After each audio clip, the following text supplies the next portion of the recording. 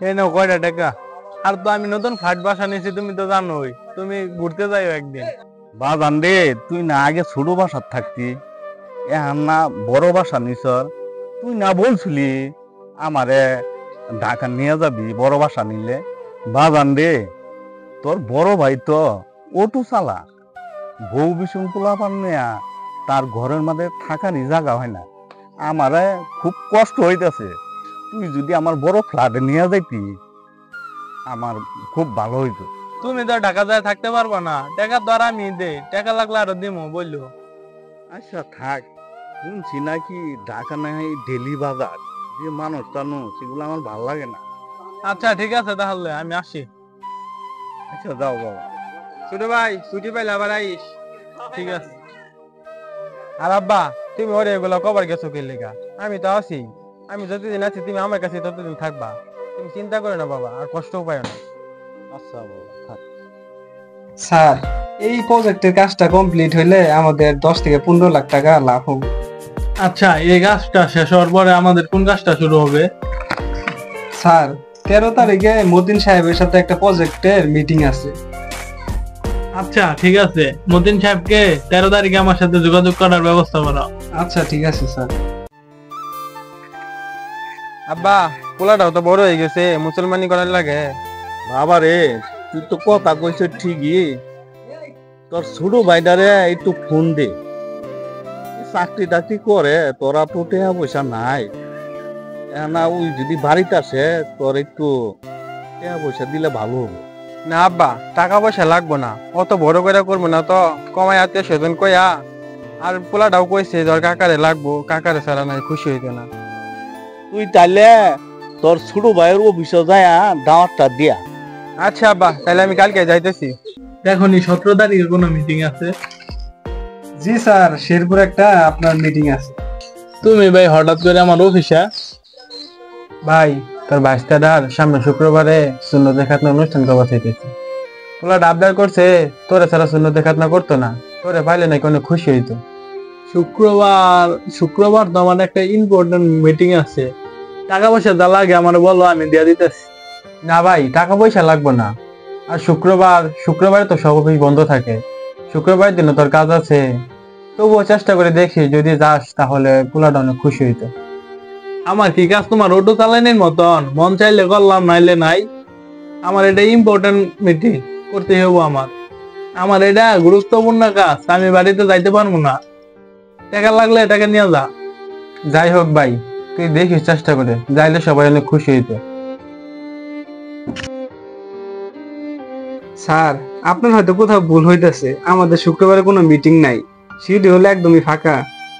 শুক্রবারে যে শিডিউল খালি এটা আমি জানি, ছোটখাটো এই অনুষ্ঠান আমি যাই না। স্যার, আপনার বড় ভাই যেহেতু আপনার অফিস পর্যন্ত আইছে, রিকোয়েস্ট রাখা উচিত ছিল।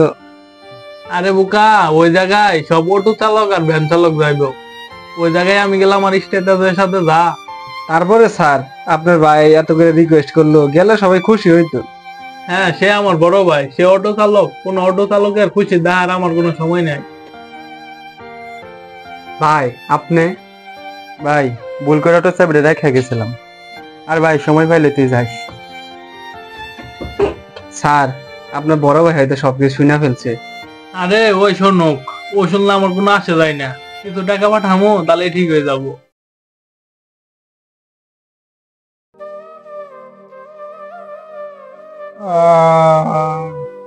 রোগীর অবস্থা তো তেমন ভালো না, কালকের মধ্যে অপারেশন করে ফেলতে হবে।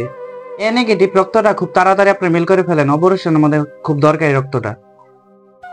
কি ভাই, আপনার কাছে এ নেগেটিভ রক্ত ম্যানেজ হয় নাই? আচ্ছা ঠিক আছে, আমি অন্য জায়গায় দেখতেছি। স্যার, কোথাও তো এ নেগেটিভ রক্ত পাওয়া গেল না। হ্যাঁ, কি বললো? কালকের মাঝে অপারেশন করতে হবে, যেমনি পারেন রক্ত ম্যানেজ করেন আপনারা। এ নেগেটিভ রক্তটা অনেক রিয়ার তো, আমার দিক দিয়ে আমি সর্বোচ্চ চেষ্টা করতেছি রক্তটা মিল করার। আচ্ছা ঠিক আছে ডাক্তার সাহেব, আমি চেষ্টা করতেছি। আচ্ছা থাকেন, আর রোগীর খেয়াল রাখেন। আচ্ছা ঠিক আছে। তুমি কি মজিবর স্যারের ফোন দাও নাই? ওর তো ব্লাড ব্যাংকের সাথে ভালো লিংক আছে। স্যার, আমি তো সব জায়গায় কথা বলে দেখছি, কোথাও রক্তটা পাওয়া গেছে না। স্যার, আপনার ফ্যামিলিতে তো এ নেগেটিভ রক্ত কারো থাকার কথা। এ নেগেটিভ রক্ত তো আমার বাইরেও আছে।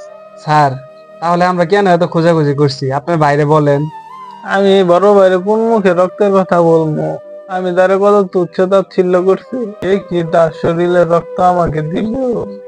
তুমি অন্য ব্যবস্থা করো। আচ্ছা স্যার, আমি দেখতেছি কি করা যায়। কি রিয়াদ, তোমার আপডেট কি? রক্ত কি ম্যানেজ করতে পারছো? ভাইয়া ভার্সিটিতে তো খোঁজ নিয়ে দেখছি এ নেগেটিভ রক্ত তো কোথাও পাওয়া যায় না। কি গাও স্যার, তুমি কি রক্ত ম্যানেজ করতে পারছো? ভাই আমিও তো বিভিন্ন হাসপাতাল খুঁজে দেখলাম এ নেগেটিভ রক্তটা পাওয়া যায় না। তোমরা তবু একটু চেষ্টা করে দেখো যে খুঁজা পাও কিনা। আচ্ছা পাইলে জানাও। আপনি এত দায়িত্ব জ্ঞানহীন কেন? এখনো বাসায় শুয়ে আছেন, আপনার তো হসপিটালে থাকার কথা। ডক্টর, আমি হাসপাতালে ভর্তি হয়ে কি করব? আমি তো এখনো রক্ত ম্যানেজ করতে পারি নাই। আপনি কি বুঝতেছেন না? আপনি অপারেশনে যত দেরি করবেন ততই তো আপনার রোগটা আরো ছড়িয়ে পড়বে। আমার যেটুকু বলার দায়িত্ব আমি সেইটুকুই বললাম, বাকিটা আপনারা বুঝবেন। স্যার, ডক্টর তো ঠিক কথাই বলে গেল, যত তাড়াতাড়ি সম্ভব আপনার অপারেশনটা করা দরকার। তুমি একটা কাজ করো, ব্লাড ব্যাংকে ফ্রোজেন রক্ত পাওয়া যায়, যত টাকা লাগে আমি দিব, আমার শরীরে লাগাই দাও। স্যার, ফ্রোজেন রক্ত বললে তো অনেক রিস্ক হয়ে যায়। কি আর করবো, আমার তো আর কেউ নাই। কারা কইছে তোর কেউ নাই? আমরা আছি না?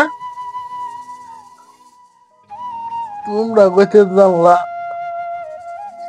থাক ভাই, তোর উঠতে হবে না, তুই শুয়েই থাক। তুই তো আমাদের জানাবি না, তুই তো আমাদের আপন ভাবাস না। এই রনি সাহেব আমাদের ফোন করে বলে। স্যার, এছাড়া আমার আর উপায় ছিল না।